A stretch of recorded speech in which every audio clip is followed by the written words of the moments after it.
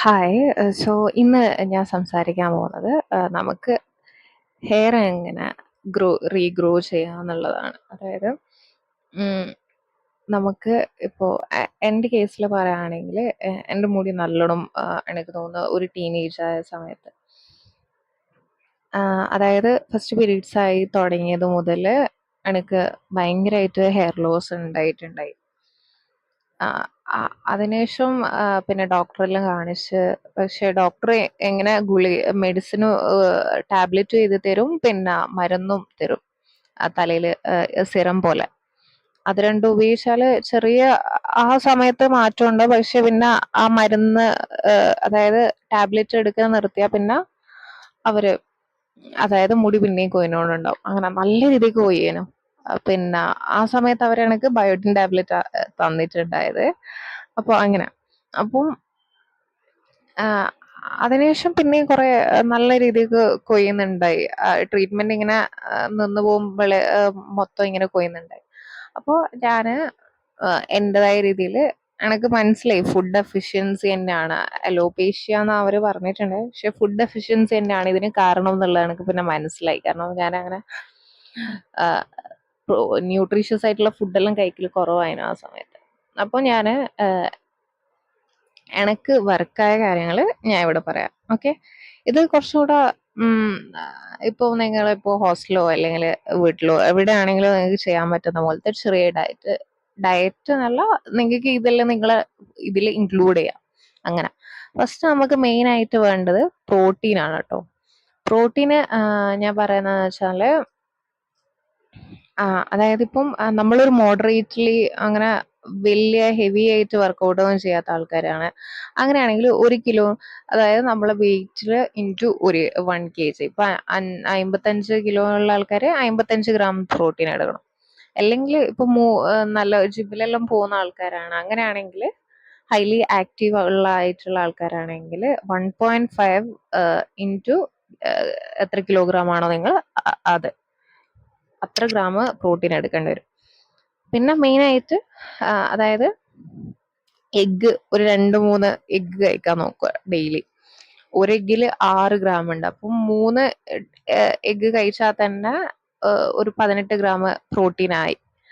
അതിനുശേഷം പിന്നെ നിങ്ങൾക്ക് ലെൻറ്റിൽസ്, അതായത് ഇപ്പം ചെറുപയർ കഴിക്കുക. ചെറുപയർ എനിക്ക് തോന്നുന്നു ഒരു 8 ഗ്രാം കഴിച്ചാൽ ഒരു 20 അങ്ങനെ കിട്ടുന്നത് എനിക്ക് കറക്റ്റ് അറിയില്ല. പക്ഷെങ്കിൽ ചെറുപയർ കഴിക്കുക. ചെറുപയർ കഴിക്കുമ്പോൾ അത് പ്ലാന്റ് ബേസ്ഡ് പ്രോട്ടീൻ ആയതുകൊണ്ട് തന്നെ അതിൽ കുറച്ചുകൂടെ വൈറ്റമിൻ സി, അതായത് നാരങ്ങേൻ്റെ നീര് കുറച്ച് ചേർത്താൽ നല്ല. അങ്ങനെ ആകുമ്പോൾ അതിലുള്ള അയേണ് നമുക്ക് നമ്മൾ ബോഡിക്ക് അബ്സോർബ് ചെയ്യാൻ അങ്ങനെ പറ്റുള്ളൂ. വൈറ്റമിൻ സി അതിലുണ്ടെങ്കിലേ പറ്റുള്ളൂ.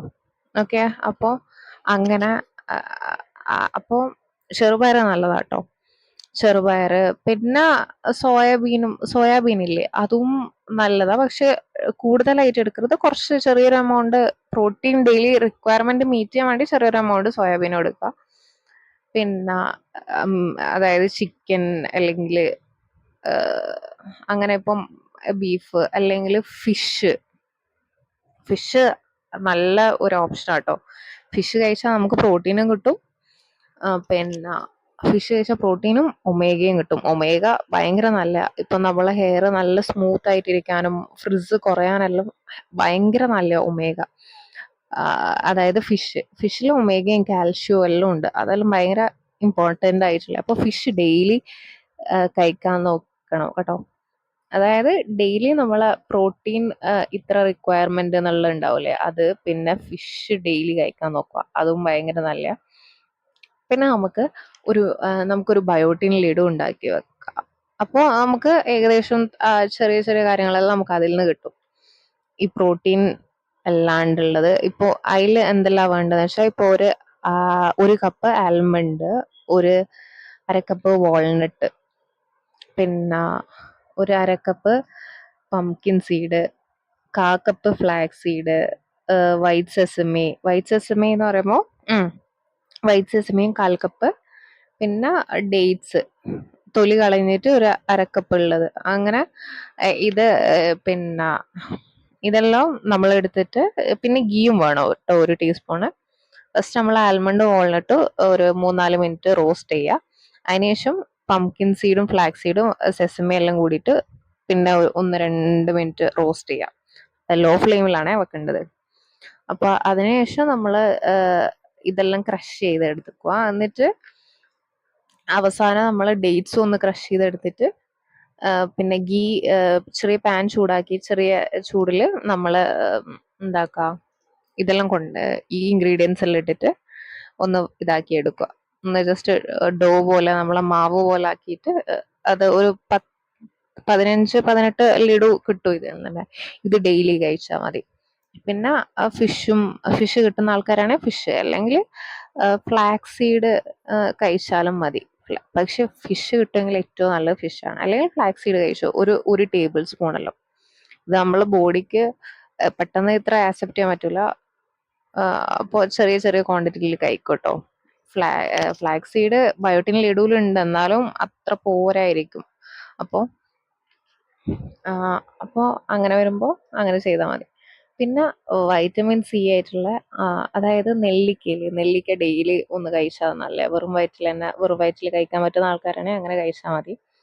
അല്ലെങ്കിൽ അല്ലാണ്ട് ഇപ്പൊ എന്തെങ്കിലും കഴിക്കുമ്പോൾ അതിന്റെ കൂടെ നെല്ലിക്ക ഇതാക്കിയിട്ട് കഴിച്ചാൽ മതി. പിന്നെ നാരങ്ങയും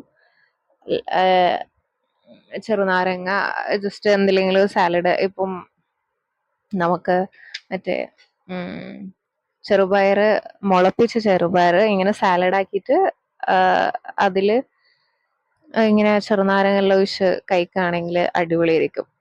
അതും നല്ലൊരു ഓപ്ഷനാണ്. അപ്പൊ ഞാൻ ഇപ്പൊ പറഞ്ഞതില്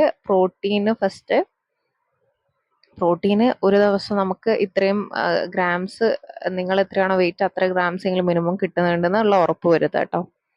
അതായത് മോഡറേറ്റ്ലി ആക്റ്റീവ് ആയിട്ടുള്ള ആൾക്കാർ, അല്ലാത്തവർ 1.5 ഇൻറ്റു എത്ര kg ആണോ അവർ അത്ര കിട്ടുക. പിന്നെ വൈറ്റമിൻ സി ഇൻക്ലൂഡ് ചെയ്യുക. പിന്നെ ഫിഷ് പറ്റുന്നവർ ഫിഷ് എന്തായാലും ഇൻക്ലൂഡ് ചെയ്യാൻ നോക്കാം കേട്ടോ. പിന്നെ ഇതന്നെയാണ്. പിന്നെ നമ്മളെ ബയോട്ടിൻ ലീഡും കഴിച്ചാൽ തന്നെ ചെറിയ ഇമ്പ്രൂവ്മെന്റ്സ് എല്ലാം നമുക്ക് കാണാൻ പറ്റും കേട്ടോ. വൈറ്റമിൻ സി എനിക്ക് തോന്നുന്നത് ഏറ്റവും നല്ലത് ആംലയാണ്, നെല്ലിക്ക. പിന്നെ നമുക്ക് ചെറുനാരങ്ങ യൂസ് ചെയ്യാൻ പറ്റിയ അതിലും ഇതിലെല്ലാം ഇങ്ങനെ ഉപയോഗിച്ച നല്ല പ്രോട്ടീൻ ആയിട്ട്. ഇപ്പൊ നിങ്ങൾക്ക് ചിക്കൻ എടുക്കുക, അങ്ങനെ കുറെ ഓപ്ഷൻസ് ഉണ്ട് പ്രോട്ടീൻ ആയിട്ട്. അപ്പോൾ ഇത് ഒന്ന് നോക്കിയാൽ തന്നെ നമുക്ക് അപ്പോഴേ ഒന്നാമത്തെ ദിവസം രണ്ടാമത്തെ ദിവസം തന്നെ ഭയങ്കര മാറ്റം ഉണ്ടാവും ഞാൻ പറഞ്ഞല്ലോ. പക്ഷെങ്കിൽ ഗ്രാജുവലി നമുക്ക് ഹെയറിന്റെ ടെക്സ്ചർ മാറുന്നതായിട്ടും ചെറിയ ചെറിയ മുടി വരുന്നതായിട്ടും അതിനെല്ലാം കുറെ സമയം എടുക്കും കേട്ടോ. അങ്ങനെ മാറുന്നതായിട്ടുള്ള നമുക്ക് കാണാൻ പറ്റും. കാരണം നമ്മൾ മുടി പ്രോട്ടീനെ കൊണ്ടാണ് ഉണ്ടാക്കുന്നത്, കെരാറ്റിൻ എന്നുള്ള പ്രോട്ടീനെ കൊണ്ട്. അപ്പൊ അതൊരു ലക്ഷറി ആയിട്ടാണ് അവർ കാണുന്നത്. അതായത് നമ്മളെ ബോഡിക്ക് ഇപ്പൊ എല്ലാം തികഞ്ഞിട്ടുണ്ടെങ്കിൽ മാത്രമേ അത് മുടിക്ക് ആ ഒരു പ്രോട്ടീൻ ഉണ്ടാക്കാൻ വേണ്ടി കെരാറ്റിൻ പ്രൊഡ്യൂസ് ചെയ്യുള്ളൂ. അപ്പൊ നമ്മൾ ഇത്രയും കഴിക്കുമ്പോൾ, ഇങ്ങനത്തെ കാര്യങ്ങളെല്ലാം കഴിക്കുമ്പോൾ നമ്മൾ അത്യാവശ്യം ഇന്നഫ് ആയിട്ടുണ്ടാവും. അങ്ങനെ അവർ കെരാറ്റിൻ പ്രൊഡ്യൂസ് ചെയ്തിട്ട് ഹെയർ ഗ്രോത്ത് ഉണ്ടാവും. അപ്പോൾ പിന്നെ സ്ലോലി നമുക്ക് ചെറിയ എന്തെങ്കിലും മാറ്റങ്ങളെല്ലോ ഫ്ലാക്സ് സീഡെല്ലോ, അതായത് ഇപ്പോൾ ഫ്ലാക്സ് സീഡെല്ലാം യൂസ് ചെയ്താൽ തന്നെ എടുത്ത് തുടങ്ങിയതിന് ശേഷം എനിക്ക് മുടിയിൽ ഭയങ്കര ഫ്രിസെല്ലാം കുറഞ്ഞ് ഭയങ്കര ഇതായിട്ടുണ്ടായി. അതായത്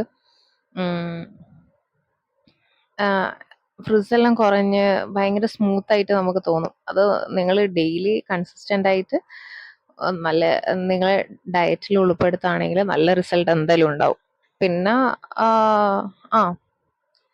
എന്തായാലും നോക്കുക. ഇപ്പോൾ ചിലർക്ക് ഇപ്പോൾ ഓക്കെ, അതായത് ഇപ്പൊ അലോപേഷ്യ അങ്ങനത്തെ ആൾക്കാരെല്ലാം ഉണ്ടാവും. അപ്പൊ അവരാണെങ്കിൽ കൂടെ ജസ്റ്റ് ഡയറ്റ് ചേഞ്ച് ചെയ്യുന്നതിനെ കൊണ്ട് ഇപ്പൊ നഷ്ടമൊന്നുമില്ലല്ലോ. ജസ്റ്റ് ഇത് ട്രൈ ചെയ്ത് നോക്കുക. അതായത് ട്രൈ ചെയ്ത് നോക്കുക എന്നല്ല, ഇത് എന്തായാലും നമ്മൾ ഡെയിലി ലൈഫിൽ ഉൾപ്പെടുത്തുക. റിസൾട്ട് കണ്ടാലും കണ്ടിട്ടില്ലെങ്കിൽ, കാരണം ഇതിപ്പോ എന്തായാലും ഉൾപ്പെടുത്തിയാൽ നമ്മളെ ബോഡിക്ക് എന്തായാലും നല്ലതായിരിക്കും. അപ്പോൾ അങ്ങനെ എന്തായാലും ഉൾപ്പെടുത്തി നോക്കുക. അപ്പോൾ എല്ലാം അന്നേരം തന്നെ നമ്മൾ കുറെ കാലം യൂസ് ചെയ്യുമ്പോൾ തന്നെ അത് റിസൾട്ട് വന്നോളും. പിന്നെ അത്രേ ഉള്ളൂ. Okay, thank you. ഞാൻ ബാക്കി എന്തെങ്കിലും ഉണ്ടെങ്കിൽ കോമൻസ് ആയിട്ട് ചോദിച്ചാൽ മതി, ഞാൻ പറഞ്ഞുതരാം. Okay, thank you.